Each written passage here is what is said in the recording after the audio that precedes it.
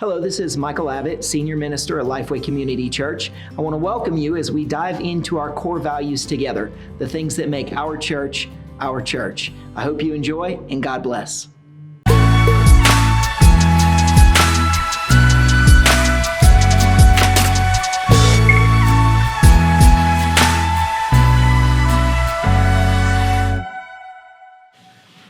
Hi, I'm David Walker. And I'm Marty Walker. And we've been coming to LifeWay for several years. We've been members for around 8 years. And currently we are the coordinators for life groups at LifeWay. Today, David and I are going to talk about LifeWay's core value, meaningful relationships. The Bible verses that anchors this core value of meaningful relationships comes from the book of Hebrews. It's Hebrews 10:24 through 25, and it reads, "Let us consider how we may spur one another on toward love and good deeds, not giving up meeting together, as some are in the habit of doing, but encouraging one another, and all the more as you see the day approaching." Marty and I have really thought about these verses and the core value of meaningful relationships. We've discussed its definition and how deep and how wide relationships impact us in all areas of our lives. We first and foremost have the most meaningful relationship with God our Father, Christ, and the Holy Spirit, and then from Him we have relationships with spouses, bosses, children, parents, neighbors, friends, relatives, co-workers, and basically anyone that we come in contact with on a daily basis. But the question remains, what makes a meaningful relationship?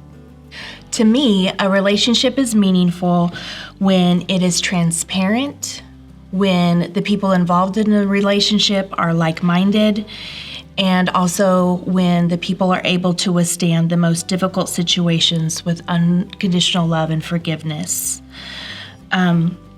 Meaningful relationships, you just can't build in 20 minutes or 30 minutes, but you have to continually work at them.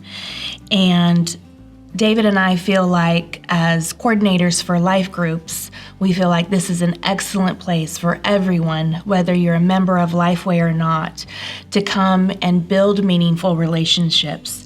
And then life groups are a place where you can share and you can be transparent. And you are like-minded when you come to life groups because you're all searching for Christ, you're wanting to get to know Christ, and your goal is to be Christ-like. And so when you're in life groups, those meaningful relationships begin to build and grow, and they can grow into lifelong relationships. For me, a meaningful relationship, there's three things: trust, patience, and sacrifice. And for Marty and I, with our experience with life groups, as far as trust goes, we've had some really tough subjects and topics that people are kind of hesitant to talk about, but we reassure them that what we talk about in life group stays in the life group, and we do our best to try to build up trust so people can be comfortable. And patience, everybody's different personalities, so patience is something that is helpful. And sacrifice, you got to be willing to cook, clean,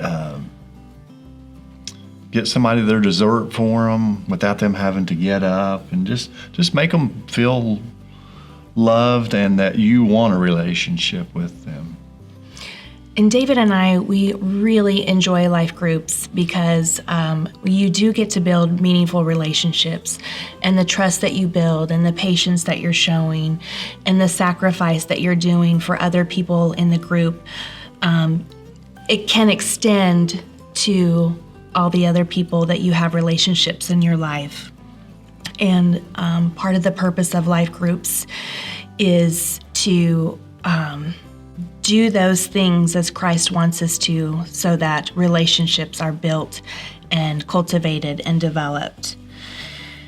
And as the Hebrews 10:24-25 indicates, meaningful relationships require edifying actions and words, and we should pursue being with each other. And that could look like meeting for coffee, going out for lunch, going to a women's event or a men's event, and certainly attending life groups.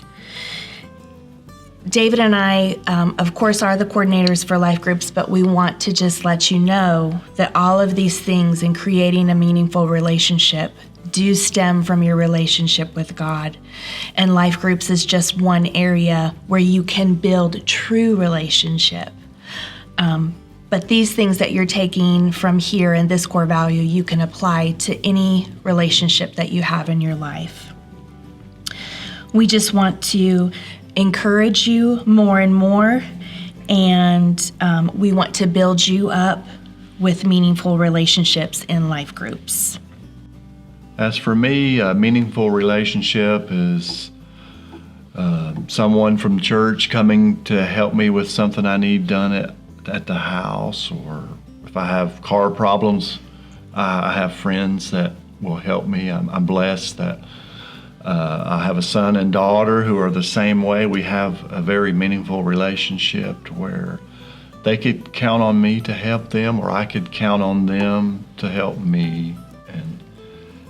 And also it extends to me if I need to go get groceries at 10 o'clock at night. I can have my husband stay home, or if I need to go do something, then I can call a friend to babysit.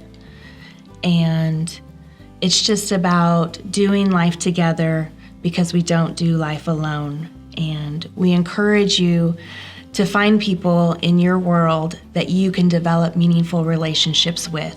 And David and I would like to end with the reading from the Passion Translation, the same passage, Hebrews 10:24-25, because it just really makes this core value come alive. And it states, discover creative ways to encourage others and to motivate them toward acts of compassion, doing beautiful works as expressions of love. This is not the time to pull away and neglect meeting together, as some have formed the habit of doing. In fact, we should come together even more frequently, eager to encourage and urge each other onward as we anticipate that day dawning.